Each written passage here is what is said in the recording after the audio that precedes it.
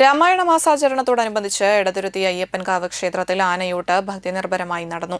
ചടങ്ങുകളുടെ ഭാഗമായി രാവിലെ അഷ്ടദ്രവ്യ മഹാഗണപതി ഹോമം, ഭഗവത് സേവ, ആനയൂട്ട് എന്നിവയും സംഘടിപ്പിച്ചു. ക്ഷേത്രം തന്ത്രി തരണനല്ലൂർ പടിഞ്ഞാറേമന ബ്രഹ്മശ്രീ പത്മനാഭൻ മുഖ്യ കാർമ്മികത്വം വഹിച്ചു.